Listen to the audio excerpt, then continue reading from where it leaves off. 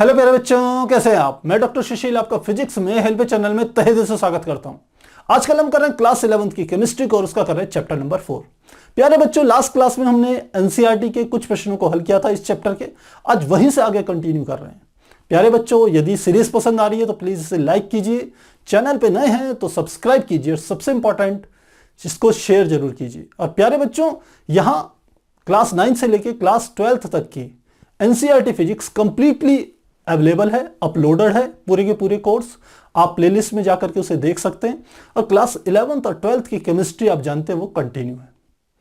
तो फिर शुरू करते हैं हम अपने एनसीईआरटी के आगे के प्रश्नों को, जो कि इस प्रकार से हैं।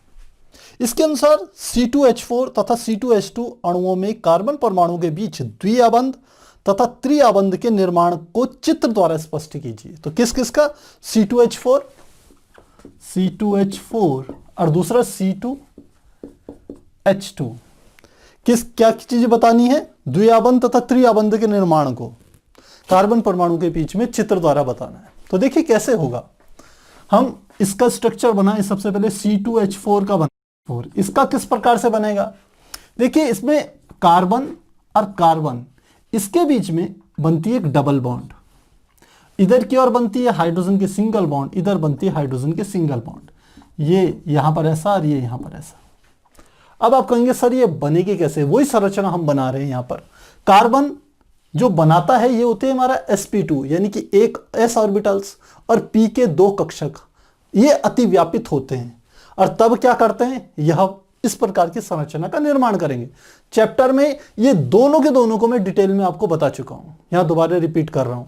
यहां पर ये किस प्रकार से होगा? ये हमारा कार्बन है, ये इस प्रकार से एक ऐसे, इस प्रकार से ये बना रहा है हाइड्रोजन के साथ। ये हाइड्रोजन का s कक्षक है। यहां पर कैसे बनाएगा? यहां पर जब ये डबल बॉन्ड का निर्माण करेगा तो एक तो ये इस प्रकार से करेंगे, अब ऐसे, ये दूसरा ऐसे करके अब निर्माण करता है ये वाला कार्बन। अब इसका एक तो ये वाला बनेगा। ये जो बॉन्ड बनते हैं, देखिए ये वाला भी हमारा सिग्मा बॉन्ड होगा, ये भी सिग्मा बॉन्ड होगा, ये भी सिग्मा बॉन्ड होगा, क्योंकि सिग्मा बॉन्ड शीर्ष से शीर्ष मिलने के कारण बनता है। तो शीर्ष से शीर्ष मिलने के कारण बनेगा। अब बाकी क्या बनेंगे? बाकी को बता रहा हूं।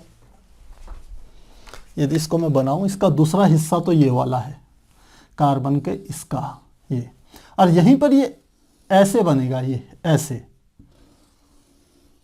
ये इस प्रकार से। ये कार्बन है तो जैसे यहां पर बने हैं वैसे इसके और भी बनेंगे। ये हाइड्रोजन के साथ बनाया, ये इसने हाइड्रोजन के साथ बना दिया। इसकी थोड़ा सा शेप बना लेते हैं ऐसे।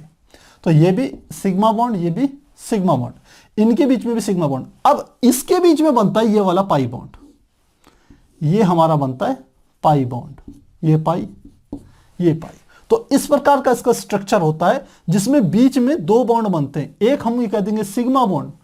हमेशा पाई बॉन्ड तभी बनता है जब सिग्मा बॉन्ड एक पहले बन चुका हो, तभी पाई बॉन्ड बनेगा, अदरवाइज कभी पाई बॉन्ड नहीं बनेगा।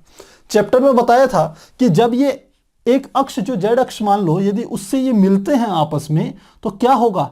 अब ये दोनों सिरे आपस में ओवरलैप नहीं कर पाएंगे, इसलिए ये दूर से ही किसका निर्माण कर देंगे? पाई बॉन्ड का निर्माण कर देंगे। तो ये सिग्मा बॉन्ड है, या पाई बॉन्ड, ये सिग्मा सिग्मा सिग्मा और ये सिग्मा बॉन्ड। तो ये स्ट्रक्चर क्या है? C2H4 का है। दूसरे का स्ट्रक्चर बनाएं, दूसरा है C2H2 का स्ट्रक्चर बनाएं। तो ये बनता है हमारा C ट्रिपल बॉन्ड C, इधर की ओर single bond H, single bond H। अब इसको यदि इसी रूप में मैं दर्शाऊं तो कैसे दर्शाऊंगा? देखिए, ये हमारा कार्बन का है, एक अक्ष,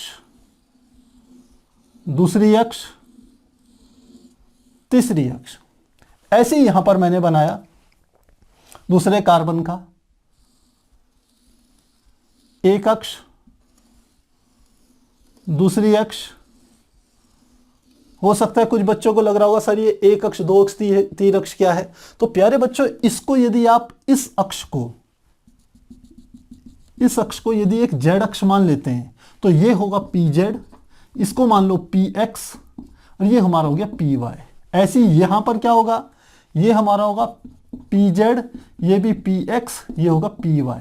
ये पहले इधर वाले कार्बन का है, इस वाले कार्बन का यहां पर शो कर रहे हैं हम, ये कार्बन का, ये दूसरे कार्बन का यहां पर शो हो रहा है डायग्राम, संरचना उसकी। अब ये यहां पर क्या कर रहे हैं, एक एक हाइड्रोजन के साथ क्रिया कर रहे हैं। तो यहां पे एक ये हाइड्रोजन है, इसके साथ s ऑर्बिटल के साथ अतिव्यापन हो रहा है, और यहां पर भी एक H है, उसके साथ क्या हो रहा है, अतिव्यापन हो रहा है। तो ये इसका डायग्राम है। तो देखिए यहां पर क्या बनेगी, यहां पर तो हमने बताया सिग्मा बॉन्ड बनेगी, यहां पर भी सिग्मा बॉन्ड और यहां पर भी सिग्मा बॉन्ड। अब PX, ये वाला जो PX है, क्योंकि ये जो डंबल है PX वाला, जो XX वाला है, वो इस वाले PX के साथ जो बॉन्ड बनाएगा वह बॉन्ड हमारी कौन सी होगी, पाई बॉन्ड होगी। ध्यान रखिएगा ये कौन सी बॉन्ड है, पाई बॉन्ड। और नीचे भी ये इसी प्रकार से बनेगा, ये PX ये वाला है तो ये इस वाले के साथ, ये और ये कौन सा बॉन्ड बना है, पाई बॉन्ड। एक ही चीज है, एक ही बॉन्ड बन रहा है, अलग मत समझना कि ऊपर एक पाई बॉन्ड अलग बन गया नीचे अलग बन गया, ऐसा नहीं, बस ये इसके सिरे आपस में मिला रहे हैं। अब दूसरा देखिए, ये PY के साथ भी बॉन्ड बनाएगा, ये बॉन्ड इस प्रकार से होगी, ऐसे ऐसे ऐसे, और ये बॉन्ड भी पाई बॉन्ड होगी, और इधर की ओर भी ऐसे बनाएगा, ऐसे ऐसे ऐसे, और ये बॉन्ड भी क्या होगी, पाई। तो बीच में एक सिग्मा बॉन्ड बन रही है, एक पाई बॉन्ड PX का PX से ओवरलैप के कारण बन रहा है, और एक पाई बॉन्ड हमारी बन रही है PY का PY से ओवरलैप के कारण। इसलिए यहां पर जो बॉन्ड्स बनेगी ये हमारी होगी सिग्मा बॉन्ड, यहां पर एक सिग्मा होगी, इसको सिग्मा मान लीजिए, तो ये भी पाई, ये भी पाई, और यहां पर जो बॉन्ड बनेगी वो होगी सिग्मा बॉन्ड। तो संरचनाएं ऐसी बनाई जाएगी और बॉन्ड को इस प्रकार से हम प्रदर्शित कर सकते हैं। तो मुझे लग रहा है ये समझ में आपको आ गया होगा। ठीक इसी के बेस्ड में हमारा नेक्स्ट क्वेश्चन भी है 4.28, प्रश्न है 4.28। इसमें कह रहा है निम्नलिखित अणुओं में सिग्मा तथा पाई आबंधों की कुल संख्या कितनी है। पहला है C2H2, तो C2H2 में हम लिखें C2H2 में, अब देखिए पाई बॉन्ड कितने बन रहे हैं, एक और एक दो, तो पाई आबंध बन रहे हैं दो, और कॉमा सिग्मा आबंध कितने बन रहे हैं, एक दो तीन, तीन सिग्मा आबंध बन रहे हैं। दूसरा कह रहा है प्रश्न में कि C2H4 में, ये तो क है, और ख में कह रहा है C2H4 में भी यही पूछ रहा है पाई आबंध कितने और सिग्मा आबंध कितने। तो आप यहां पर देख लीजिए पाई बनता है केवल एक, पाई बनता है सिर्फ एक, और जो सिग्मा बन रहे हैं वो कितने बन रहे हैं, ये भी देख लीजिए, यहां पर एक दो तीन चार पांच, तो पांच क्या बन रहे हैं, सिग्मा आबंध बन रहे हैं।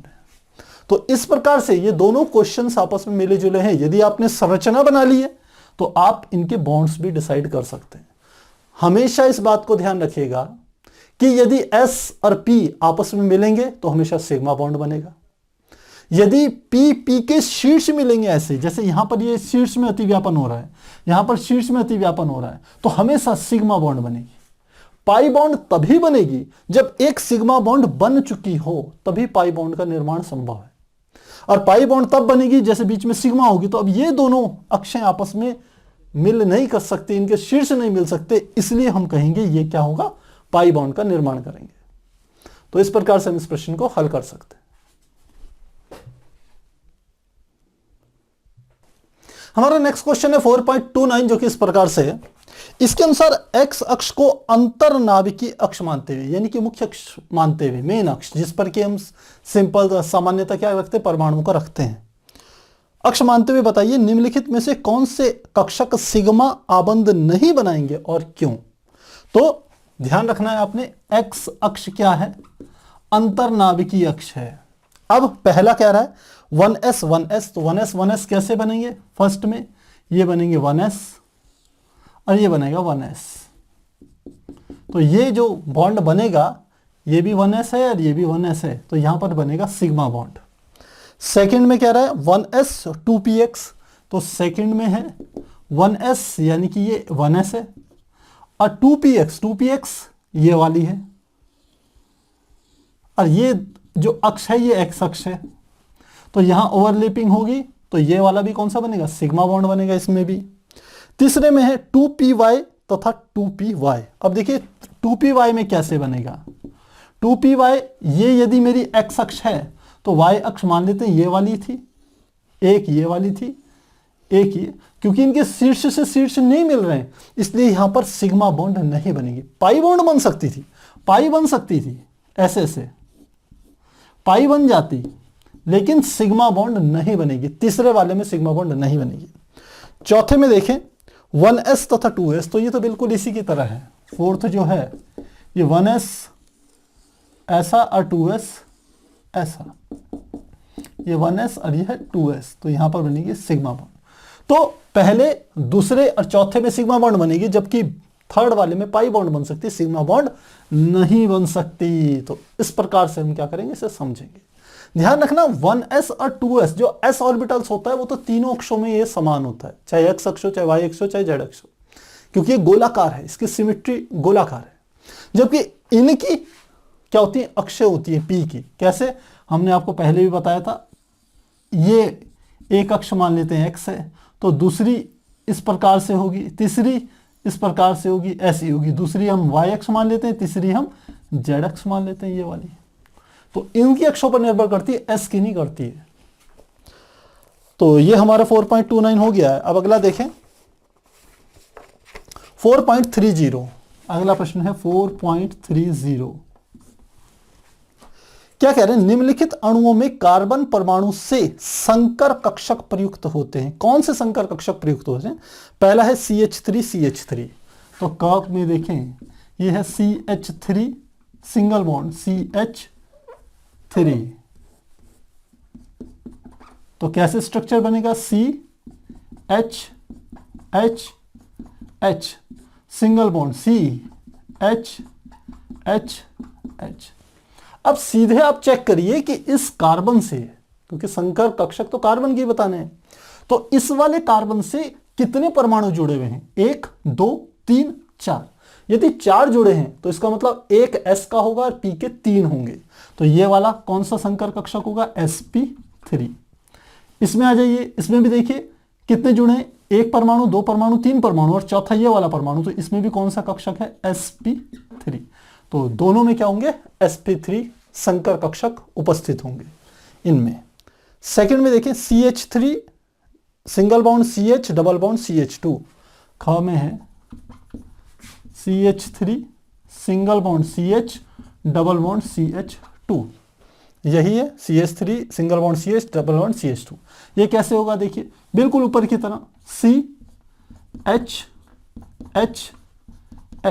सिंगल बॉन्ड C, यहां पर बना देते हैं H, फिर इसके बाद डबल बॉन्ड C, ये हो गया H, ये हो गया H। अब आपने इसमें चेक करना है, देखिए इस वाले कार्बन से कितने परमाणु जुड़े हुए हैं, इससे जुड़े हुए हैं 1 2 3 और एक ये वाला कार्बन 4। तो 4 जुड़े हैं तो हमेशा sp3 ही आएगा। एक s का ऑर्बिटल्स और 3 px py pz के, तो sp3 संकर कक्षक बनेगा इस वाले कार्बन से। इस वाले कार्बन पे देखिए कितने परमाणु जुड़े हैं, 1 2 और एक ये 3 परमाणु जुड़े हैं। तो एक s का और 2 p के, तो ये sp2 होगा।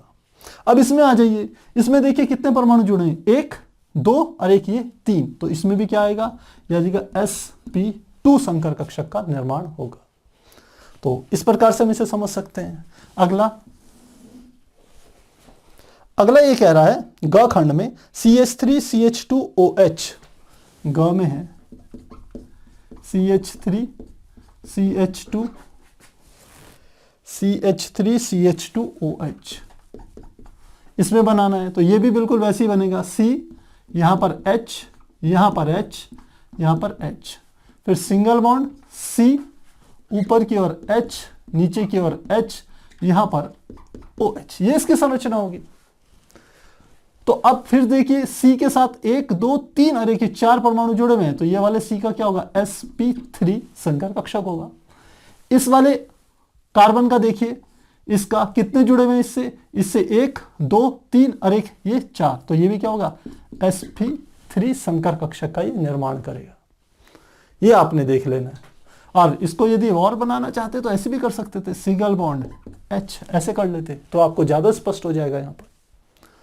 अगला देखिए ग के बाद घ, CH3CHO, घ में है CH3CHO, तो कैसे बनेगा, C single bond H single bond H single bond H single bond C, फिर हम यहां पर बना देते हैं H, यहां पर बना देंगे डबल बॉन्ड O, इस प्रकार से बनेगा। तो अब इसमें भी देख लीजिए इसके साथ कितने परमाणु जुड़े हुए हैं, 1 2 3 और एक ये 4, तो क्या बनेगा sp3। इसके साथ कितने जुड़े हुए हैं, 1 2 3, तो ये क्या बनेगा sp2 संकर कक्षक का निर्माण करेगा। बस ये देखिए कितने परमाणु जुड़े हुए हैं किसी भी परमाणु के साथ। यहां कार्बन की बात हो रही है, कार्बन के कक्षक बनाए दे तो कार्बन के साथ देखिए, काफी आसान है। अगला देखिए हम CH3COOH, अगला है घ के बाद ये है ड, CH3COOH, तो ये कैसे बनेगा, फिर से C, यहां पर H H H, यहां पर आ जाएगा हमारा C, फिर उसके बाद आप बना लीजिए डबल बॉन्ड O OH। तो अब फिर से वही वाली बात देखनी है, इसके साथ कितने जुड़े, 1 2 3 और ये 4, तो ये कौन सा होगा sp3। इसके साथ देखिए कार्बन के साथ 1 2 3, तो ये कौन सा होगा, ये होगा sp2। तो इस प्रकार से हम बता सकते हैं किसमें कौन सा संकर कक्षक होगा। तो मुझे लग रहा है ये आपको समझ में आ गया होगा। अब तो काफी प्रैक्टिस होगी प्यारे बच्चों आपकी। यदि आपने चैप्टर अच्छे से पढ़ा है मेरे साथ और उसके बीच बीच के एग्जाम्पल्स कर रहे हैं, तो ये समझ ली इनको करने में कोई परेशानी नहीं होगी आपको। और अब तो वैसे भी हम लगभग 30वां क्वेश्चन कर रहे हैं, तो बहुत प्रैक्टिस हो चुकी है हमारी। अब तो आपकी स्पीड तेज हो जानी चाहिए। तो आप नोट कीजिए, फिर हम आगे कंटिन्यू करेंगे।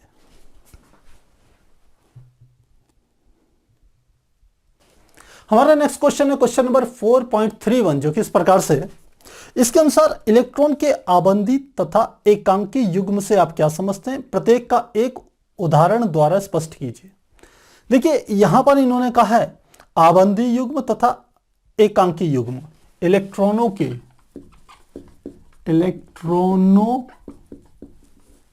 के एक है आबंधी युग्म और दूसरा है एकांकी युग्म। इसको समझाना है। तो प्यारे बच्चों देखिए, आबंधी का शब्द है जो बॉन्ड के थ्रू जो युग्म बन रहा है इलेक्ट्रॉन का, एक ऐसा जोड़ा जो कि सहसंयोजक बंध के कारण जिसका निर्माण हो रहा है, जिसमें एक इलेक्ट्रॉन एक परमाणु प्रदान कर रहा है और दूसरा इलेक्ट्रॉन दूसरा परमाणु प्रदान कर रहा है। ऐसे जो बॉन्ड बनता है उसे हम, वो जो इलेक्ट्रॉन होता है वो इलेक्ट्रॉनों का आबंधी युग्म कहलाता है। और एक ऐसा इलेक्ट्रॉन का युग्म जो किसी प्रकार के बॉन्ड यानी कि आबंध की प्रक्रिया में भाग नहीं लेता, वो बिल्कुल अलग रहता है, उसे हम कहते हैं एकांकी इलेक्ट्रॉन युग्म। एक एग्जांपल से इसे समझते हैं, अमोनिया के यानी कि NH3 के। NH3 में आपको पता होना चाहिए नाइट्रोजन का परमाणु क्रमांक होता है 7, इलेक्ट्रॉनिक विन्यास होता है 2,5। और अगर इसको हम कहें कि SPDF के फॉर्म में यदि बताना चाहें तो 1s2 2s2 और 2p3 आएगा, इस प्रकार से आएगा। तो इलेक्ट्रॉनिक विन्यास कैसे बनता है, ये हमारा होता है नाइट्रोजन, ये इधर की ओर एक हाइड्रोजन, इधर की ओर एक हाइड्रोजन, इधर की ओर तीसरा हाइड्रोजन। ये 3 हाइड्रोजन sp3 के जो एक एक रहे होंगे, आप ऐसे कह सकते हैं इसे, एक इलेक्ट्रॉन यहां, एक इलेक्ट्रॉन यहां, एक इलेक्ट्रॉन यहां। तो तीनों के एक एक हिस्से खाली थे px py pz के, तो उनके साथ किसने, हाइड्रोजन ने अपना बंध बना लिया, तो ये तीनों कंप्लीट हो गए। लेकिन ये s2 का एक इलेक्ट्रॉन क्या था, ये जोड़ा भी था लेकिन इसने किसी प्रक्रिया में भाग नहीं लिया, क्योंकि देखिए सबसे बाहरी कक्षा में इसे कहते हैं संयोजी कोश। इसमें 5 इलेक्ट्रॉन थे, 5 में से 3 इलेक्ट्रॉनों ने तो एक एक सहसंयोजक बंध बना लिया और 2 इलेक्ट्रॉनों ने कुछ नहीं करा। ये इलेक्ट्रॉन यहां इस रूप में प्रदर्शित किए जाते हैं और यह हमारा क्या होता है, इसे कहते हैं एकांकी इलेक्ट्रॉन युग्म। और इनमें एक एक इलेक्ट्रॉनों का साझा कर रहे हैं, एक इलेक्ट्रॉन नाइट्रोजन दे रहा है, एक हाइड्रोजन दे रहा है, एक नाइट्रोजन एक हाइड्रोजन, एक नाइट्रोजन एक हाइड्रोजन। तो ये जो जोड़ा बन रहा है ये हमारा कहलाता है आबंधी इलेक्ट्रॉन युग्म। तो मुझे लग रहा है अब आपको बात समझ में आ गई होगी। बॉन्ड बनाने के लिए जो 2 इलेक्ट्रॉन साझे के दिए जाते हैं, बीच में रखे जाते हैं, आबंधी इलेक्ट्रॉन युग्म उन्हें कहते हैं। और वे इलेक्ट्रॉन जो बंध बनाने में किसी प्रकार का योगदान नहीं करते, वो अकेले पड़े हुए रहते हैं, उसे कहते हैं एकांकी इलेक्ट्रॉन युग्म। तो मुझे लग रहा है ये बात आपको समझ में आ गई होगी। अब हम अगला देखें, सिग्मा तथा पाई बॉन्ड में अंतर स्पष्ट कीजिए। यह है 4.32। सिग्मा तथा पाई बॉन्ड, तो सबसे पहले देखिए सिग्मा बॉन्ड, सिग्मा आबंध, इसको इस संकेत से निरूपित करते हैं। किस किस के बीच में बनता है? ध्यान रखिए, एस एस के बीच में बनेगा, एस पी के बीच में बनेगा और पी पी के बीच में भी बनेगा। ये सिग्मा बॉन्ड तब बनता है जब 2 शीर्ष आपस में मिलते हैं, हेड आपस में मिलते हैं। जैसे एस एस में कहें तो ये इस प्रकार से बनेगा, ये अतिव्यापित क्षेत्र है। ये एस पी में कहें तो ये एस हो गया और ये हमारा पी हो गया। ये एस है, ये पी है, यहां पर बन गया ये एस, ये है पी, ये एस एस। और पी पी में कैसा बनेगा? पी पी में ये इस प्रकार से बनेगा, ये एक पी है, ये दूसरा पी है, ये इस प्रकार से। तो ये बनते हैं सिग्मा बॉन्ड। क्या क्या खास बात होती है? हेड टू हेड मिलने पर बनते हैं, एस एस से मिलते हैं, एस पी से मिलता है, पी पी से मिलता है, तब सिग्मा बॉन्ड का निर्माण होता है। और दूसरा ये स्वतंत्र बॉन्ड है, ये कहीं पर भी बन सकता है।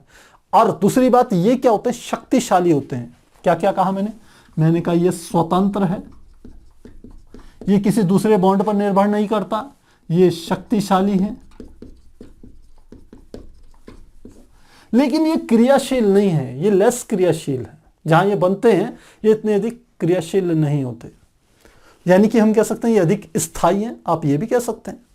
अब दूसरा समझिए, ये सिग्मा बॉन्ड था, अब समझिए पाई बॉन्ड, पाई आबंध।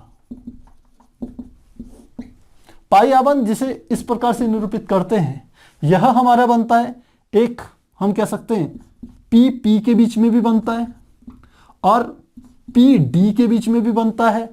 यदि डी ऑर्बिटल हो वहां पर भी पाई बॉन्ड बनते हैं। ये शीर्ष से शीर्ष मिलने के कारण ही बनते हैं, ये इस प्रकार से बनते हैं। ये हमने कहा एक पी है, ये दूसरा, इसको थोड़ा अच्छे से बनाएं। हमने कहा ये एक पी है, ये दूसरा पी है, ये भी पी है, ये भी पी है। यदि इस प्रकार से अतिव्यापित हो साइड से पाशार रूप से, तो यहां पर जो ये बॉन्ड बनती है, ये बॉन्ड हमारी होती है पाई बॉन्ड। ये ध्यान रखिएगा।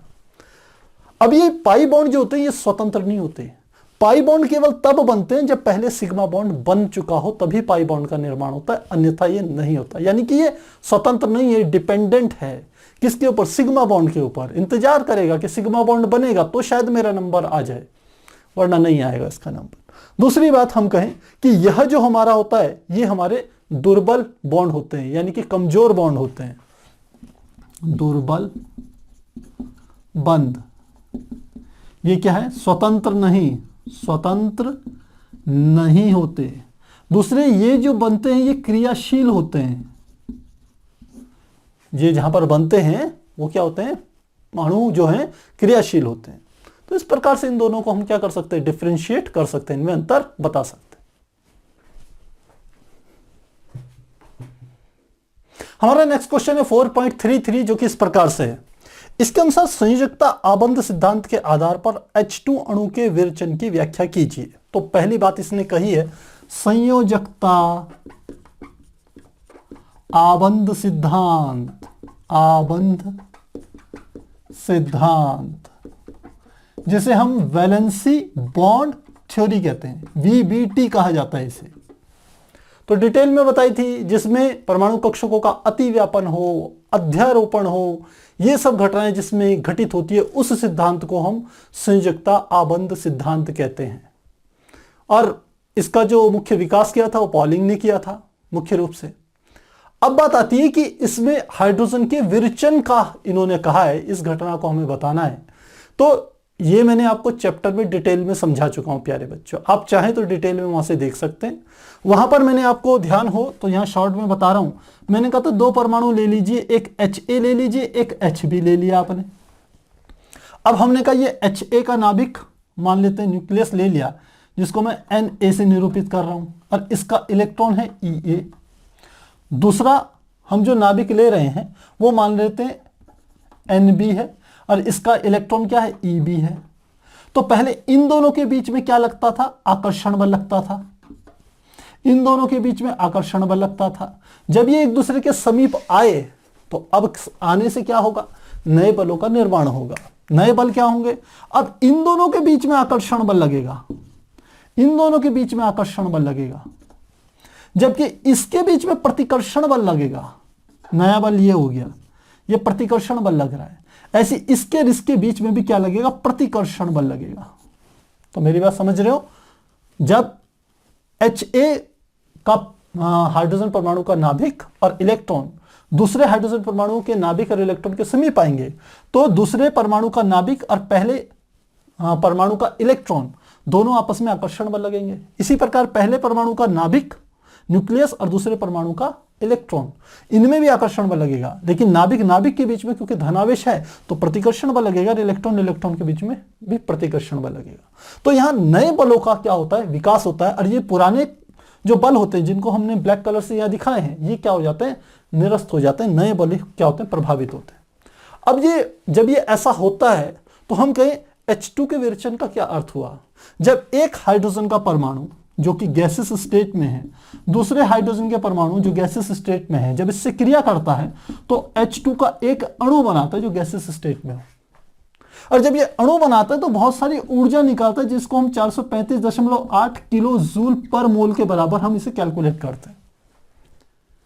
अब यदि इसका डायग्राम बनाया जाए जैसे मैंने आपको वहां बताया था, तो यदि इधर की ओर हम किलो जूल पर मोल एनर्जी को यहां पर शो कर रहे हैं, और इसमें हम दिखा रहे हैं नाभिकों के बीच की दूरी, यानी कि परमाणुओं के नाभिकों के बीच की दूरी। तो हम कहते हैं सामान्य अवस्था में जब 2 हाइड्रोजन के परमाणु ऐसे थे, पहला ये Ha था, दूसरा ये Hb था, जब यहां पर थे तो इनकी एनर्जी लगभग इतनी थी, एनर्जी इतनी थी, ज्यादा थी। जैसे जैसे ये एक दूसरे के समीप आएंगे इनकी एनर्जी घटती चली जाती है, और जब ये एक दूसरे के बिल्कुल समीप आ जाते हैं तो इनकी एनर्जी एकदम कम हो जाती है।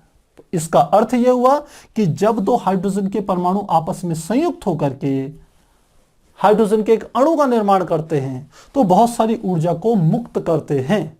और जब, यानी कि हम कह सकते हैं इस हाइड्रोजन अणु की जो ऊर्जा है इसका मान कम है, किससे, हाइड्रोजन परमाणु की ऊर्जा से। तभी तो ये H2 क्या होगा, स्थायित्व को प्राप्त करेगा। हमने बताया था किसी भी परमाणु की, आयन की या अणु की ऊर्जा जितनी अधिक होगी वो उतना ज्यादा अस्थायी होगा। तो जब हाइड्रोजन दूसरे हाइड्रोजन को के साथ संयुक्त होकर के एक हाइड्रोजन का अणु बनाता है तो इनकी ऊर्जाओं में कमी होती है, और वो कमी क्या होती है, ये H2 अणु बनता है और वो कमी जो एनर्जी होती है, एक्स्ट्रा एनर्जी, वो ऊर्जा के रूप में बाहर निकल जाती है, और वो लगभग कितनी होती है, 435.8 किलो जूल पर मोल के बराबर होती है। तो डिटेल में पढ़ना चाहें तो मैंने आपको चैप्टर में डिटेल में ये सब चीजें बता रखी है, वहां जाकर के डिटेल में देख सकते हैं। फिलहाल हम अगला प्रश्न देखते हैं। अगला प्रश्न है, ये हमारा था 4.33, अगला है 4.34। इसके अनुसार परमाणु कक्षकों के रैखिक संयोग से आणविक कक्षक बनने के लिए आवश्यक शर्तों को लिखिए। परमाणु कक्षक के रेखीय संयोग से क्या बन रहे, आणविक कक्षक, यानी कि परमाणु कक्षक से क्या बन रहे, आणविक कक्षक। तो हमने वहां पर ये डिटेल में आपको बताया था। इसमें जो मुख्य शर्तें होती है, पहली है कि समान ऊर्जा होनी चाहिए। समान ऊर्जा, किसके समान ऊर्जा, जो परमाणु कक्षक आपस में संयुक्त हो रहे हैं उनकी ऊर्जाएं समान होनी चाहिए। यानी कि जैसे 1s 1s के साथ संयुक्त होगा लेकिन 1s 2s के साथ संयुक्त नहीं होगा, ध्यान रखिएगा। दूसरा हम कहें हम कहें जो परमाणु आपस में संयुक्त हो रहे हैं परमाणु कक्षक, उनमें एक सिमेट्री होनी चाहिए, यानी कि समान सममिति। समान सममिति का अर्थ क्या है? जैसे हम जानते हैं px के 3 घटक होते हैं, px, py, pz। तो px के साथ संयुक्त हो सकता है, लेकिन px, py या pz के साथ संयुक्त नहीं हो सकता। यही इसमें क्या है? सिमेट्री है। दोनों की सिमेट्री क्या होनी चाहिए? सेम होनी चाहिए। तीसरा हम देखें तो तीसरा नियम कहता है कि जो परमाणु कक्षकों में हम कह सकते हैं आणविक कक्षक बन रहे हैं, उनमें जो अतिव्यापन हो रहा है वो अत्यधिक होना चाहिए, यानी कि कक्षकों में अत्यधिक अतिव्यापन, जितना अधिक उनमें अतिव्यापन होगा, ओवरलैपिंग होगी, उतनी अधिक बॉन्डिंग क्या होगी? मजबूत होगी। जो परमाणु कक्षक होंगे वो हम कह सकते हैं स्थायी बनेंगे। तो डिटेल में हमने आपको चैप्टर में बताया, डिटेल में आप वहां जाकर के पढ़ सकते हैं। अगला हमारा है क्वेश्चन, ये 4.34 हो गया। 4.35 आणविक कक्षक सिद्धांत के आधार पर Be2 अणु का अस्तित्व क्यों नहीं होता? 4.35 तो ये कहता है Be2 का अस्तित्व नहीं है, अस्तित्व नहीं है। क्यों नहीं है, हमें ये बताना है। आपको ध्यान हो तो वहां हमने आपको ये बात समझाई थी कि जैसे Be का स्ट्रक्चर बनाएं तो बेरिलियम का परमाणु क्रमांक लगभग ये होता है, हाइड्रोजन का 1, हीलियम का 2, लिथियम का 3, बेरिलियम का 4 होता है। तो हम लिख सकते हैं इसको 2,2 और साथ में इसका लिख सकते हैं ये आता है 1s2 2s2। एक बेरिलियम परमाणु का ये होगा तो दूसरे का भी यही तो होगा, दूसरे का भी यही होगा 1s2 और 2s2। अब ये आपस में संयुक्त कैसे होंगे? देखिए यहां से हमने कहा ये 1s यहां से संयुक्त हो रहा है, ऐसे ही हमने आपको वहां समझाया था। यहां से भी 1s आ रहा है, तो ऊपर का जो कक्षक होता है ये होता है प्रति आबंधी, और नीचे का जो कक्षक होता है ये हमारा होता है आबंधी। तो ये भी 1s2 है, ये भी 1s2 है, तो दोनों में एक एक पूरे के पूरे कक्षक फिलअप हो जाएंगे। ये है प्रति आबंधी, आबंधी, और यह है आबंधी, ध्यान रखिएगा। तो ये तो 1s2 की ओवरलैपिंग हो गई। ये परमाणु कक्षक थे और इन दोनों ने आपस में अतिव्यापन से ये हमारे आणविक कक्षक बन गए। अब दूसरा देखिए, ये 1s2 का तो मैंने आपको बता दिया। 2s2 का कैसे होगा? बिल्कुल ऐसे ही होगा। ये है 2s2,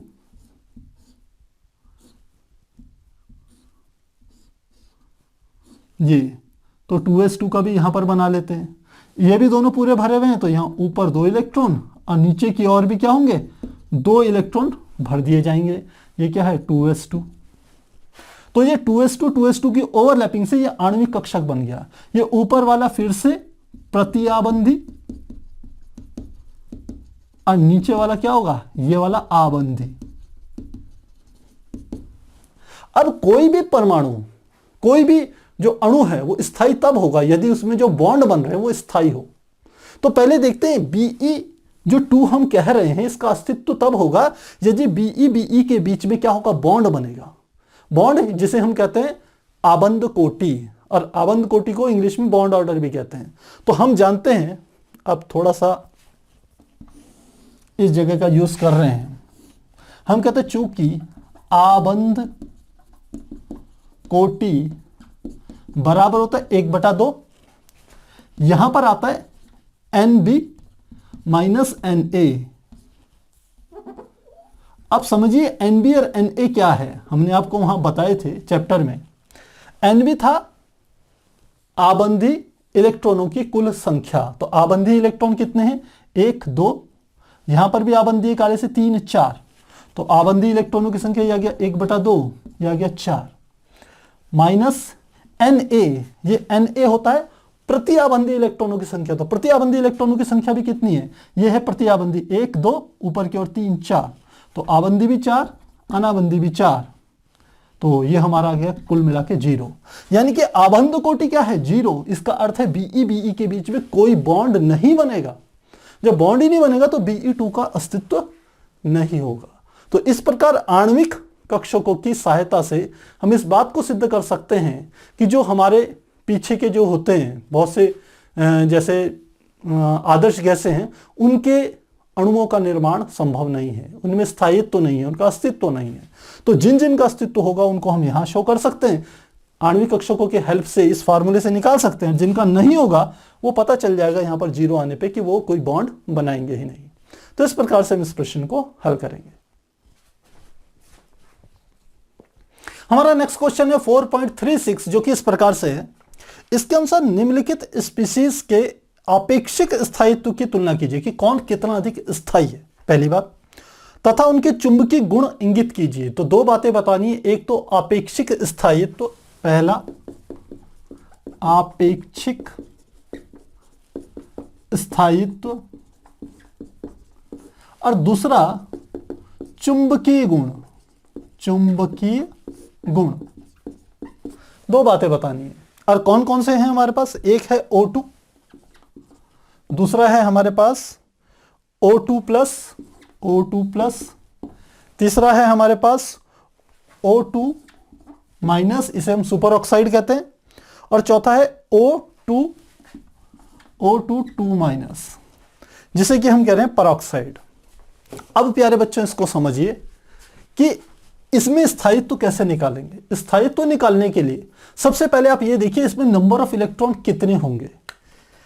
ये ऑक्सीजन है, ऑक्सीजन के एक परमाणु में 8 इलेक्ट्रॉन होते हैं, तो 2 परमाणु में कितने इलेक्ट्रॉन होंगे? 16। इसमें +1 है, यानी कि एक इलेक्ट्रॉन निकल गया, तो इसमें कितने इलेक्ट्रॉन होंगे? 15। इसमें एक एक्स्ट्रा है, 16 से एक एक्स्ट्रा है, यानी कि इसमें कितने होंगे? 17। और इसमें 2 एक्स्ट्रा हैं, तो 16 में 2 और जोड़ दीजिए, तो इसमें क्या हो गया? 18। अब आपको पता होना चाहिए कि जो आपेक्षिक स्थायित्व निकालना है, जो स्थायित्व होता है ये अनुक्रमानुपाती होता है आबंध कोटि के। आबंध कोटि। अब आबंध कोटि कैसे निकालेंगे? एक तो लंबा मेथड है, जैसे अभी मैंने आपको बताया था कि जिसमें फार्मूला था आबंध कोटि बराबर 1/2 NB - NA, वो था। और दूसरा एक शॉर्टकट मेथड है जो इस प्रकार के लेंथी प्रश्नों में आपके लिए बहुत काम आने वाला है। तो यहां पर मैं लिख रहा हूं, हम लिखते हैं यहां पर इलेक्ट्रॉनों की संख्या, यहां पर मैं लिख रहा हूं इलेक्ट्रॉनों की संख्या, और यहां पर लिख रहा हूं मैं आबंध कोटि। इनको ध्यान रखना प्यारे बच्चों, ये बहुत शॉर्टकट मेथड है, और कॉम्पिटिटिव एग्जाम्स में जहां पर ऐसे क्वेश्चन आए आपको लेंथी लगे, वहां ये बहुत जल्दी से आपके काम में आने वाला है। तो यहां पर इलेक्ट्रॉनों की संख्या में लिख रहा हूं 9, 10, 11, 12, 13, 14, 15, 16, 17, 18, 19, ये मैंने ऐसे लिख ली। अब आबंध कोटि कैसे समझनी है, ध्यान रखिए। ये जो 14 हमारे पास नंबर है, इस नंबर को ध्यान रखिएगा, इसकी आबंध कोटि होती है 3। अब इससे ऊपर जाएंगे तो आपने क्या करना है, आबंध कोटि को 0.5 घटाते चले जाएंगे, और नीचे जाएंगे तो भी 0.5 घटाते जाना है। कैसे? ये 13 का कितना हो जाएगा? 3 में से 0.5 घटाएंगे तो 2.5, फिर 12 का हो जाएगा 2.0, 11 का हो जाएगा 1.5, 10 का हो जाएगा 1.0, और 9 की आबंध कोटि हो जाएगी 0.5। आप जानते हैं आबंध कोटि डेसिमल में निकलती है। यहां पर भी वही काम करना है, यहां से नीचे आएंगे 2.5, 0.5 घटाते चले जाइए, फिर यहां पर आएंगे तो 2.0, यहां पर जाएंगे तो ये आ जाएगा 1.5, यहां पर जाएंगे तो ये हो जाएगा 1.0, और यहां पर 19वें में हो जाएगा 0.5। तो अब आपके पास आबंध कोटि आ गई।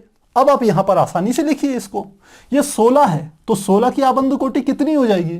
16 में देखिए ये होगी 2.0, अगले में 15 में देखिए 2.5, फिर अगले में देखिए 17 में 1.5, फिर अगले 18 में देखिए 18 में है 1.0। ये हमने इनकी आबंध कोटि निकाल दी। अब जिसकी आबंध कोटि का मान जितना ज्यादा होगा वो उतना अधिक स्थायी होगा। तो सबसे ज्यादा स्थायी कौन सा होगा? 2.5 वाला, यानी कि हम लिख सकते हैं स्थायित्व। तो यदि मैं लिखूं, पहले मैं लिख रहा हूं स्थायित्व, क्योंकि इसने आपेक्षिक स्थायित्व की बात करी है कि इनकी आपस में तुलना करके बताना है कौन जितना कितना अधिक स्थायी है। तो स्थायित्व की बात करें तो हमने कहा सबसे ज्यादा आबंध कोटि का मान क्या है, ये हमने लिख लिया आबंध कोटि। तो आबंध कोटि ऐसे हमने निकाली है। तो सबसे ज्यादा स्थायित्व कौन सा है? O2 प्लस, सबसे ज्यादा। उससे कम कौन सा है? 2.5 के बाद 2.0 जो कि क्या है? O2। फिर 2 के बाद 1.5 जो कि है O2 माइनस, और सबसे लास्ट में हमारा 1.0 जो कि है O22 माइनस। तो ये हमने इसके क्या निकाल दिया? स्थायित्व निकाल दिया। पहला काम तो हो गया। सेकंड में निकालना है इसका चुंबकीय गुण। तो चुंबकीय गुण या दो प्रकार के होते हैं, एक होता है हमारा अनुचुंबकीय, दूसरा होता है प्रतिचुंबकीय। तो अब आपने समझना है अनुचुंबकीय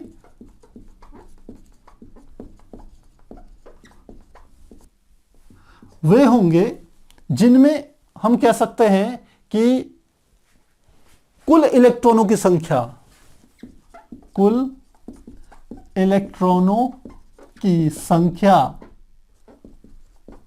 क्या हो? या तो विषम हो, विषम यानी कि ऑड कहते हैं जिसे, या 10 हो या 12 हो। यदि ये 3 आते हैं किसी में भी इलेक्ट्रॉनों की संख्या, तो समझ लेना वो क्या होगा? अनुचुंबकीय होगा। और दूसरा कौन सा? प्रतिचुंबकीय। प्रतिचुंबकीय कौन से होंगे?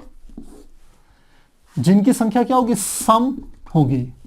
इलेक्ट्रॉनों की संख्या, इलेक्ट्रॉनों की संख्या सम हो, लेकिन सम तो हो, लेकिन 10 और 12 छोड़कर लिख लेना। 10 तथा, सॉरी ये 12 नहीं है, ये 16 है।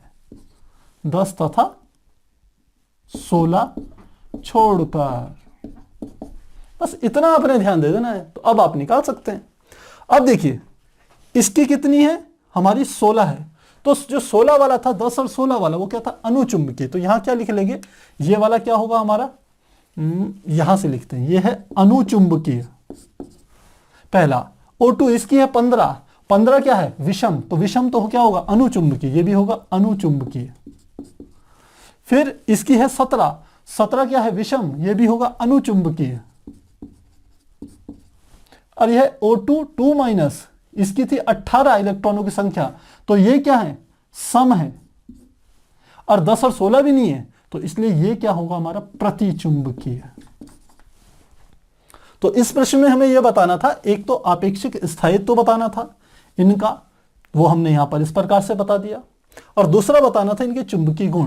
तो यदि ये दो शॉर्टकट मेथड आप ध्यान रखेंगे, एक ये टेबल को और एक इन दोनों को, तो ऐसे प्रश्नों को आप आसानी से कर पाएंगे प्यारे बच्चों।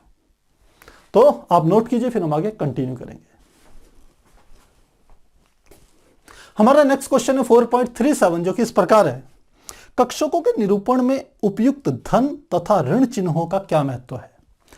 देखिए, कक्षकों के निरूपण में धन तथा ऋण चिन्ह हम इसलिए लगाते हैं क्योंकि जब कक्षक आपस में ज्वाइन होते हैं, यानी कि आबंध का निर्माण करते हैं, तो धन धन के साथ जुड़ता है, ऋण ऋण के साथ जुड़ता है, अपोजिट वाले कभी नहीं जुड़ते।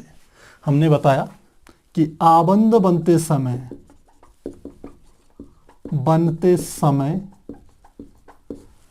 धन के साथ धन तथा ऋण के साथ ऋण जुड़ता है।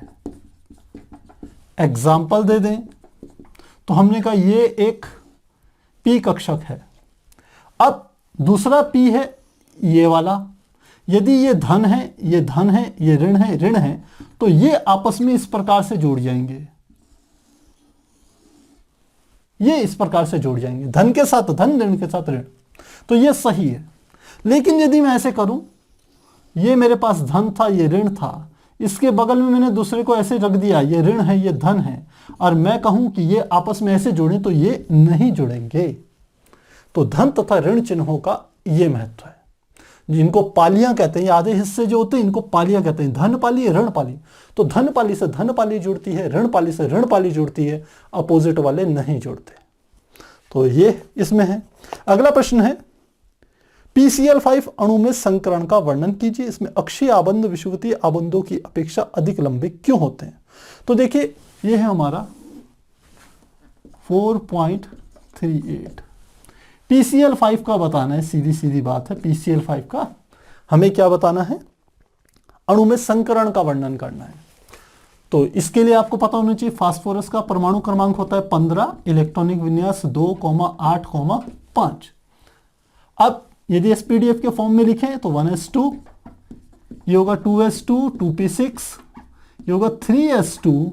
अब 5 में से 2 चले गए, 3 बच गए, यह साथ में क्या आ जाएगा 3p3। ये इस प्रकार से बनेंगे। और बॉक्स के रूप में यदि बनाएं इस वालों को, इसी वाले को यदि हम बना दें तो, या आप कह दीजिए यहां से यहां तक का बना लेते हैं, तो ये किस प्रकार से बनेंगे? ये हमारा हो गया S वाला, ये ज्यादा बड़ा बन गया है, छोटा बना दें इसको। ये बना रहे हैं, ये है 3s2, और ये हमारा बन रहा है, ये 3px होगा, ये 3py होगा, ये 3pz होगा। तीनों में क्या क्या एक एक इलेक्ट्रॉन है। और ये कहते हैं, इसको कहते हैं तलस्थ अवस्था। तलस्थ अवस्था, ग्राउंड स्टेट। जब इसको कोई एक्साइटेड नहीं किया था, इसको ऊर्जा नहीं दी थी, तब ये ऐसे था। अब जब उत्तेजित किया जाता है, उत्तेजित, और आप जानते हैं जो हमारा थर्ड आवर्त होता है, थर्ड शेल जो होता है, उसमें यहां डी कक्षक भी होते हैं जो कि 5 होते हैं, 1 2 3 4 5। तो ये रिक्त रहता है। लेकिन जब ये एक्साइटेड होता है, उत्तेजित होता है, तो पी तो ऐसे के ऐसे रहते हैं। ये जैसे पहले ऊपर थे, 1 इलेक्ट्रॉन, 2 इलेक्ट्रॉन, 3 इलेक्ट्रॉन, और डी भी बना दूं, ये 3d है, इसमें 5 है, 1 2 3 4 5। अब ये 3s वाला जो 3s2 में था, जब उत्तेजित होता है तो इसमें केवल एक ही इलेक्ट्रॉन यहां रहता है, इसका दूसरा इलेक्ट्रॉन यहां से निकल करके यहां चले जाता है। तो अब आप देख सकते हैं इसमें 5 हम कह सकते हैं ऐसे इलेक्ट्रॉन हैं जो युग्मित नहीं है, जो जोड़ों में नहीं है। तो अब प्रत्येक के साथ क्या हो जाएगा, इसके साथ, क्योंकि क्लोरीन कितने 5 हैं, तो एक क्लोरीन यहां, एक यहां, एक यहां, एक यहां, एक यहां, तो कितने हो गए 1 2 3 4 5। तो ये हमारा फास्फोरस पेंटाक्लोराइड का इस तरीके से संकरण होता है। तो संकरण का नाम क्या होगा? ये होगा sp3, और एक d भी है तो साथ में आ जाएगा d। ये हमारा होगा संकरण, संकर कक्षक। इस प्रकार से इसको नाम दिया जाएगा। अब बनता कैसे है? हम कह सकते हैं ये Cl Cl Cl ऐसे बनते हैं, एक ऊपर की ओर बन जाएगा, यहां पर हमारा क्या हो जाता है फास्फोरस आ जाता है, एक इसमें ऊपर की ओर Cl आ जाता है, एक हमारा क्या हो जाता है नीचे की ओर Cl का निर्माण हो जाता है। तो इस प्रकार से हम क्या करते हैं, इसके स्ट्रक्चर को तैयार करते हैं। बीच में त्रिकोणीय समतल बन जाता है, एक ऊपर की ओर बन जाता है, एक नीचे की ओर बन जाता है। इस प्रकार से क्या होता है पिरामिडीय, द्विपिरामिडीय का निर्माण हो जाता है इसमें। तो इस प्रकार से हम इसको कह सकते हैं। तो ये हमारा क्या है 4.38, जो इन्होंने फास्फोरस पेंटाक्लोराइड के बारे में हमसे पूछा वो हमने आपको बता दिया है। आप नोट कीजिए, फिर हम आगे कंटिन्यू करेंगे। प्यारे बच्चों, हमारा नेक्स्ट क्वेश्चन है 4.39, जो कि इस प्रकार से है, हाइड्रोजन आबंध की परिभाषा दीजिए। यह वांडरवाल बलों की अपेक्षा प्रबल होते हैं या दुर्बल होते हैं? सबसे पहले समझिए हाइड्रोजन आबंध क्या होते हैं। हाइड्रोजन आबंध का अर्थ होता है कि जब कोई एक अणु है जिसमें कि हाइड्रोजन परमाणु उपस्थित है और वहां पर विद्युत ऋणात्मकता के कारण क्या हो जाए, हाइड्रोजन पर एक ऋण आवेश आ जाए, जिसके कारण हाइड्रोजन किसी दूसरे अणु के साथ क्या बना दे, हम कह सकते हैं एक बंध का निर्माण कर दे। तो इस प्रकार के बंध को हाइड्रोजन बंध कहते हैं। चैप्टर में डिटेल में आपको समझाया गया है, यहां पर मैं आपको फिर बता रहा हूं। देखिए हमने कहा कि एक हमने कोई परमाणु ले लिया, अणु ले लिया HF का, हाइड्रोजन फ्लोराइड का। तो ये किस प्रकार से बनेगा, मान लेते हैं ये S से बनाया, ये F है और ये H है। इन दोनों ने एक एक इलेक्ट्रॉनों का साझा किया, इसने एक इलेक्ट्रॉन बीच में रख दिया, इसने भी एक इलेक्ट्रॉन यहां रख दिया। ये हमारी क्या थी, बिल्कुल मध्य था, अणुओं के बीच का केंद्र ये था। अब ये दोनों के दोनों जो इलेक्ट्रॉन हैं, यह इलेक्ट्रॉन F की तरफ शिफ्ट हो जाते हैं। क्यों हो जाते हैं, क्योंकि F की विद्युत ऋणात्मकता हाइड्रोजन से ज्यादा होती है।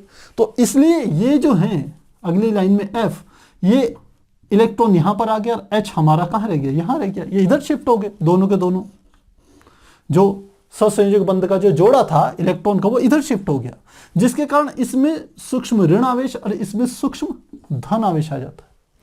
अब इसमें धन आवेश आ गया तो ये अपने बगल में कोई दूसरा फ्लोराइड का हम कह सकते हैं बॉन्ड यदि बन रहा होता है, जैसे यहां पर ये बन रहा है, इसके बीच के बॉन्ड को हम ऐसे निरूपित करते हैं FH, यानी कि ये कुल मिलाकर के F, ये हो गया H, यहां पर भी है F, ये क्या है H। तो मैंने कहा ये धनात्मक था, ये यहां की अपेक्षा ऐसे ये ऋणात्मक, ये धनात्मक। तो इन दोनों के बीच में तो ये बॉन्ड बनता है सिंगल बॉन्ड, सहसंयोजक बंध। इस H और इस F के बीच में, इसके अंदर है धनावेश, इसके अंदर है ऋण आवेश, तो ये एक दूसरे की तरफ आकर्षित होते हैं विपरीत आवेश के कारण। तो यह भी क्या करते हैं, एक बॉन्ड का निर्माण करते हैं। इन बॉन्ड को हम यहां पर डॉट लाइन से प्रदर्शित करते हैं। तो ये वाला बॉन्ड कौन सा है, इसी बॉन्ड को हम कहते हैं हाइड्रोजन बॉन्ड, हाइड्रोजन बंध, यही हाइड्रोजन बंध होता है। आगे यहां पर भी हम बना सकते हैं, ये हमारा F है और यहां पर हमारा क्या है H। तो इस प्रकार के बॉन्ड क्या है, हाइड्रोजन बॉन्ड कहलाते हैं।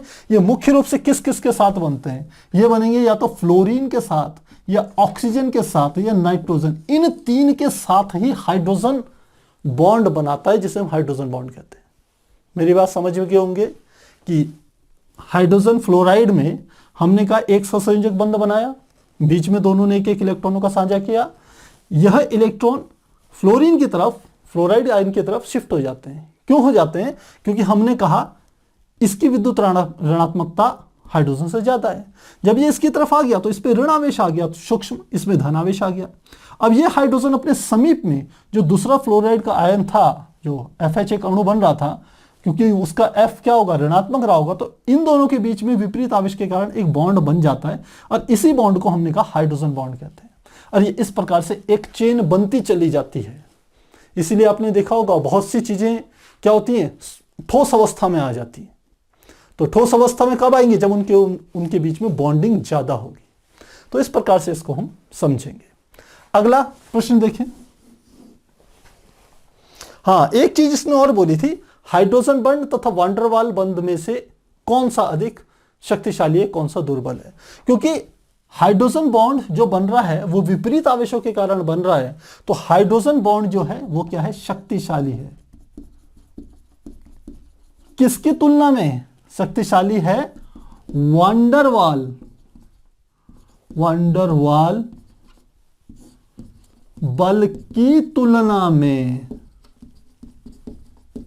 ध्यान रखना, इस वाले बॉन्ड की तुलना में, ये जो हमने बॉन्ड बनाया सिंगल बॉन्ड सहसंयोजक बॉन्ड, इसकी तुलना में ये होता है दुर्बल। लेकिन वांडरवाल बल की तुलना में हाइड्रोजन बॉन्ड क्या होता है, ज्यादा मजबूत होता है, ज्यादा शक्तिशाली होता है। ऐसे इसे समझेंगे आप। अगला है प्रश्न संख्या 4.40, ये लास्ट क्वेश्चन है इस एक्सरसाइज का। आबंध कोटि से आप क्या समझते हैं, निम्नलिखित में आबंध कोटि का परिकलन कीजिए। तो किन्हीं भी दो परमाणु आपस में मिल करके जब अणु का निर्माण करते हैं, तो वो जो एक सहसंयोजक बंध बनाते हैं, उसी को हम उसकी आबंध कोटि कहते हैं। आबंध कोटि का मान 1 भी हो सकता है, 2 भी हो सकता है, 3 भी हो सकता है। मैक्सिमम हमने देखा था 3 था, और वो डेसिमल में भी होता है, यानी कि 0.5 भी हो सकता है, 1.5 भी हो सकता है, 2.5 भी हो सकता है। तो ये हमारी क्या है, आबंध कोटि। सामान्यतः जिसे आप एकल बंध, द्विबंध, त्रिबंध कहते हैं, वो आबंध कोटि ही होती है। और आबंध कोटि जितनी अधिक होगी, हम कहेंगे बॉन्ड दोनों अणु के बीच में, जो हमारा अणु के निर्माण में जो 2 परमाणु का उपयोग हुआ है, वह उतने अधिक शक्तिशाली रूप से आपस में जुड़े रहेंगे, और वह अणु उतना अधिक स्थायी भी होगा। इस बात को समझो। तो अब ये किस किस का कह रहा है, N2O2, इसने कहा N2O2, अगला है O2+, और तीसरा इसने कहा था O2-। चौथा है O2 माइनस। तो इनकी आपको बतानी है आबंध कोटि। आबंध कोटि कैसे करेंगे?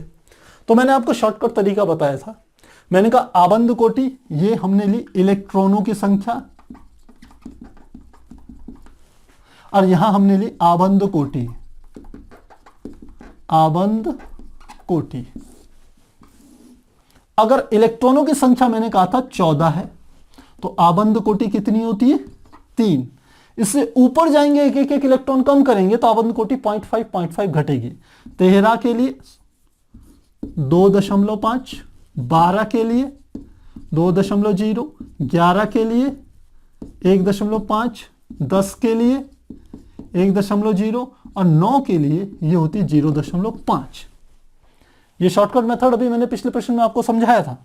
14 के बाद यदि 15 हो, कुल इलेक्ट्रॉनों की संख्या अणु में, ध्यान रखना है अणु में है, परमाणु में नहीं, तो 15 होगी तो 2.5, यहां भी घटेगी। 16 होगी तो 2.0, 17 होगी तो 1.5, 18 होगी तो 1.0 और 19 होगी तो 0.5 होगी आबंध कोटि। अब आपने देखना है कि इनमें कुल इलेक्ट्रॉन कितने हैं, तो लिखते हैं कुल इलेक्ट्रॉन। नाइट्रोजन के एक परमाणु में 7 इलेक्ट्रॉन होते हैं, तो 2 में कितने हो जाएंगे? 14। ऑक्सीजन के एक परमाणु में 8 इलेक्ट्रॉन, 2 में कितने हो जाएंगे? 16। अब ये 16 तो थे, प्लस के निशान का अर्थ है एक इलेक्ट्रॉन निकल गया, यानी कि कितने बच गए? 15। अब ये O2 में 16 थे, एक माइनस लग गया तो एक इलेक्ट्रॉन अतिरिक्त आ गया, यानी कि कितने होंगे? 17। बस अब आपने इस टेबल के से फटाक से इसमें लिख लेना है। यदि 14 है तो 14 के लिए आबंध कोटि कितनी है? हम जानते हैं 3, ये हो गई 3। 16 के लिए 2.0, अगला है 15 के लिए 2.5, अगला है O2 माइनस यानी कि 17 के लिए 1.5। ये क्या है? आबंध कोटि। तो इस शॉर्टकट मेथड से आप इसे आसानी से निकाल सकते हैं, अदरवाइज आपको यह सूत्र इस्तेमाल करना पड़ेगा। आबंध कोटि बराबर 1/2 Nb माइनस Na, जहां Nb आबंधी इलेक्ट्रॉनों की संख्या आणविक कक्षक में और Na अनाबंधी या एंटी बॉन्डिंग जो होते हैं हमारे कक्षक होते हैं उनमें इलेक्ट्रॉनों की कुल संख्या। इनके अंतर निकालिए, 2 से भाग दीजिए, तब जाकर के हम कहेंगे आबंध कोटि आपकी निकलेगी। तो वो पूरा स्ट्रक्चर बना करके इतना काम करने से अच्छा है आप सीधे ये शॉर्टकट मेथड यूज कीजिए और आप फटाक से क्या निकाल लेंगे? आबंध कोटि निकाल सकते। तो प्यारे बच्चों, यहां हमने इस चैप्टर की एक्सरसाइज को पूर्ण किया। मुझे पूरी उम्मीद है ये आपको अच्छे से समझ में आया होगा। यदि कहीं भी आपके डाउट हो तो कमेंट बॉक्स में जरूर लिखिएगा। तो फिर मिलते हैं अगली क्लास में, तब तक के लिए गुड बाय।